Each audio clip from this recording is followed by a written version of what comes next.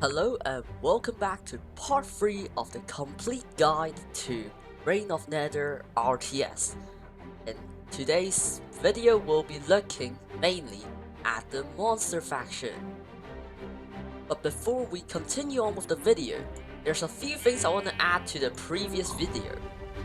So, since last time, the mod has been updated to version 1.0.68, and between the versions, the max population is now 120, meaning the most amount of house you should have has now increased by 2. So that's one of the things I want to say. And the second thing is that you may have noticed that sometimes the texture beside the grass block or the buildings may suddenly disappear. I've tried out my mod combinations, and it turns out it's to do with the sodium fork, rubidium, or embedium. If you have these mods, it will cause the visual glitch on the side of the block. So it's kind of a shame where we can't use sodium, but there's not much we can do about it with the way it is coded in. That's about it, so let's get right back into the video.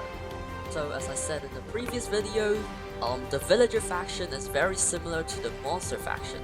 So all the early games is basically the same. So to start, you just select your monster faction, and once again, left click on the ground and you would get yourself 3 zombie villagers. Now, you do the same thing again, which you just go and ask them to build your capital. And I once again ask everyone to do mining and also that. So you will notice that there's a black circle that appeared around the minimap.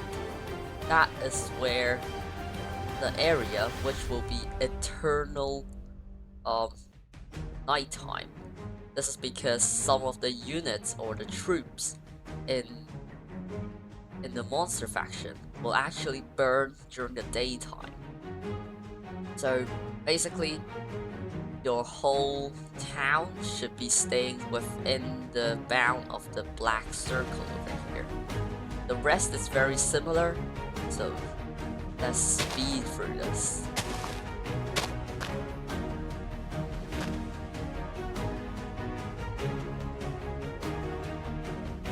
Okay, so now that the capital is built, and also person, and so you can see like stockpile is the exact same.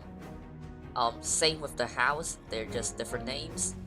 But the farm is actually now a pumpkin farm, and it is actually 200 wood compared to the villager 150 wood. So it's technically more expensive to start a farm in monster faction. The rest is pretty similar. The graveyard is equivalent to your barracks. So right now, I'm just gonna build a bunch of farms and some houses to get us going.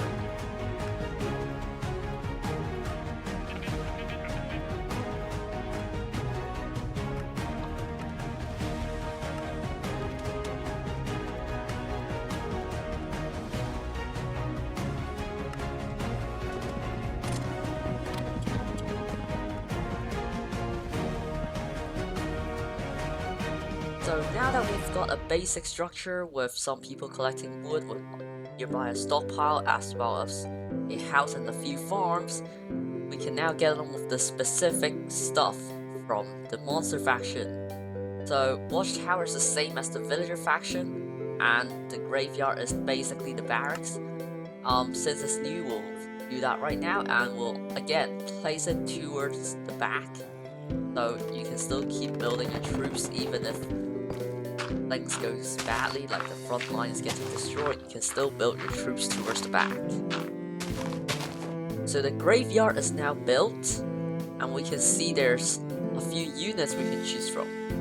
So we have the basic zombie and the skeleton for now. The rest are different variants of the vanilla mob, and they require some upgrades. So for now, we'll have the zombie and the skeleton. Zombies are melee units, of course, and the skeleton is the range unit. as you can see, they both burn under sunlight, which means they should always stay in the black circle at all times and only go and attack during the night. So we can also see that there only takes 1 bed space. So usually in other factions, most units takes 2 bed space. That's because these units are a lot more fragile compared to the other units from other factions. So they are a lot more easy to die. But anyway, I'll make myself 3 zombie and 3 skeleton if I have enough food. So as you can see here, our units are coming out and we now have a decently sized army. I'm building another house right now so we can get a few more population. So right now if I just click it on a villager, this guy here. Okay, so we can see we've got a few more new buildings now that we've built the graveyard. We have ourselves a laboratory as well as the skull catalyst. The skull catalyst, as it says in the descriptions, it allows to the spread of skulk when units die nearby, and it basically increases the range of the black circle that gives the nighttime effect, so your troops can actually advance forward, which is very important in the monster faction. The laboratory is basically another upgrade building, so all it does is basically upgrade the troops for the graveyard. So let me just find someone who's not doing anything, and now he can help me build a laboratory, which I'll also put towards the back, perhaps right here. There you go. Now, I think I didn't mention this yet, but it's a spruce bridge, which is basically the same as the villager one, so there's not much to talk about there. So I'll just wait for the laboratory to be built and continue after that.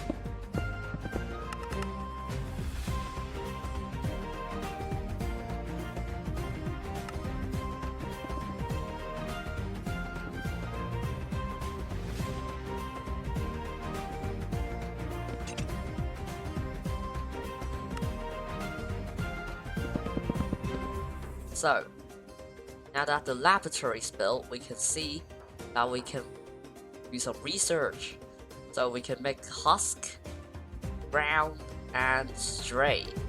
So Husk is basically a stronger version of Zombie, and they don't burn under sunlight. So they are perfect for attacking like invasive units. The Drown, they do burn under sunlight, similar to Zombie. So for the Drown, when they kill another unit, they can turn the opponent into another zombie, which can help add more to your army. But the problem is that they also burn under sunlight. So personally, Drown is not that useful in my opinion. For Strays, they are basically again a slightly stronger version of the skeleton. Of course they can slow enemy down, but they also still burn under sunlight. So Stray again is alright, but not the best unit. Probably just a defensive unit to stay back at base to protect the base in case of an invasion. So now I will personally just research Husk immediately after you build your laboratory, and you can do the other two when you have the resource. So now that we've built the laboratory, we got 2 new buildings as well. We got ourselves a dungeon and a spider lair. The spider lair basically makes spiders. So you can make your basic spider, and after you do an upgrade in the laboratory, you can also make Poisonous Spider. It's a very good unit, so I would just again plonk it down right there. The dungeon is another unit producing building, and it produces creepers, which is a one-time super explosion unit, of course creeper, and they can do a large area damage as well as do high amount of damage to buildings. So while the spider layer is making, I will talk you through a few more of the other possible upgrades in the laboratory. Spider jockeys. It's, as it says, it just allows skeleton to mount on spider. It is pretty good, except the fact that all skeleton burn under sunlight, so making it less useful. The second one, Cave Spider, is a lot better because it transforms all spiders into cave spiders. Basically a direct upgrade to your spider. And now, I will also build myself a dungeon. So both of these are very small, but they do the job, and creepers are decent units actually because of the way they can do a large amount of damage to a crowd as well as the buildings nearby.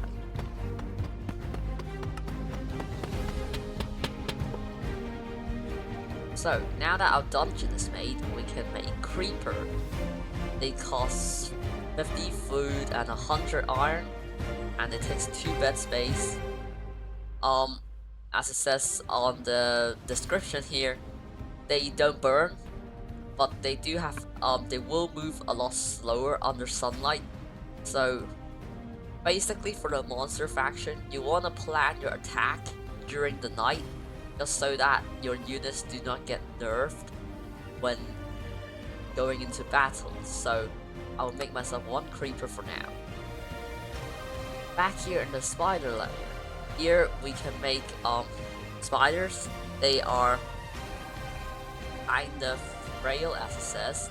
They move slower under sunlight, so plan your attack during the night. And they're melee units. That is decent. I will still use Husk or Zombie for the main attack, but Spider as a backup is very good, especially when you have upgraded them to Cave Spider. So as you can see here, the cost of Spider and Cave Spider is exactly the same. So there's no reason not to use Cave Spider. So yeah, Cave Spider, very good. So here you can also see that a new upgrade is now available as well, after I built the dungeon, which is the Lightning Rod. Adding a Lightning Rod can basically make charged creepers, but the problem is it's very expensive, 400 ores. So it may take a bit of time until you can get this ready. And the graveyard, after you do the upgrade, you can see that your zombies that transform directly to husk and you can no longer make normal zombies, but that's a good thing. And any units you made before, so the 3 zombies we made at the start, they will also directly transform into husk after the upgrade. So now that we have our graveyard, our spider lair, and the dungeon, we can now make one of the final buildings, which is the Stronghold, which is basically the direct copy of the castle for the villagers. Again, the Stronghold will be the building that has the most health, so it can be the most tanky. I'll just place it right here. As it says here, again it can garrison up to 7 units. For the monster faction, since skeleton burn under sunlight very easily, it sometimes may be worth to actually put a few of your skeletons that you won't be sending into the battle on to garrison, because you know they can't really do much in the battle, they'll just die immediately in sunlight. So instead, being a defensive unit can be actually very good. But the main highlight is that they can make Wardens, which is again basically the strongest unit you can get in the monster faction. And the Warden can basically do what they expect. very high melee damage as well as the sonic attack, so it can pierce through a lot of enemies, crowd control, as well as being very tanky. So, one of the best units in the monster faction. Meanwhile, since we can see that perhaps we may want to advance forward, let me get myself a worker, and we can build ourselves a Skull Catalyst towards the front line, because you can only really kill enemies in the front line, right? So units die, then they spread around. I'll get one of my people to build a Skull Catalyst towards the front. While the Castle's building, or no, the Stronghold's building, after it's built, you can also get 2 more upgrades in the laboratory. The first one is Invested Defense. It basically gives your building a 10% chance to spawn a silverfish, similar to the new potion effect, Infested, which basically can help allow a building to have a self-defense mechanism. The silverfish, of course, is a very weak unit, so they may not do a very good job, but as a distraction and basically as a general help, it is very beneficial. The second one is Skulk Amplifiers. This means that Warden can Sonic Boom Catalyst, Skull Catalyst, and split their sonic attack to 3 random enemies within a range of 20 blocks. So that can be very good, but the one downside is that it means you have to be building all your Skull Catalysts very close to the enemy, which means they can easily destroy them, and thus your splitting won't work anymore without the Skull Catalyst. However, I will still recommend it, because when the enemy is trying to destroy the Skull Catalyst, it means they're definitely within 20 blocks of range. So if you Wardens stand back slightly, and you can use the Skull Catalyst to basically lure in your enemy, and basically wipe out all the enemies you have near the Skull Catalyst. Also, you can see that now that my Skull Catalyst is built right here, you can see that the black circle has a little bulge down here, meaning the area of the eternal nighttime has expanded, so my units such as skeletons can go a bit further forward. Here it also has Sacrifice, which allows a spreading of Skulk, so you can see that it has a 25 out of 50 range. So basically, the further the Skulk spread, the larger the nighttime area will be. So we can try this out by sacrificing perhaps a husk. Oh, unit is out of range, so let's put him forward a bit more. And unfortunately, you'll be sacrificed. Boink. And just like that, it has spread slightly. However, the spread is not that big, so it didn't really do all that much. Now that our Stronghold is built, we can also make Wardens here. It is kinda expensive, but at this point in the game, you should have plenty of resources. So making a couple Wardens shouldn't be too hard. So one good tip is that you can double click a unit and you can select all units of the same type. So here I've got 3 skeletons and I can select them all at the same time. And now I can just put them to garrison. So to garrison, because of the way they just die in the daylight. So I can just click there and they'll all go inside. Garrison. Yeah. You can actually also see a line right here, which basically shows you exactly where the nighttime area is. And that's about it for the monster faction. If you have any questions, leave it down in the comments and I'll try to answer it if I know how to. And in the next video, we'll be looking at the final faction, the Piglin faction. If you don't want to miss out, subscribe to the channel to be notified. And if you enjoyed the video, like it. And that's it for this video. I'll see you next time.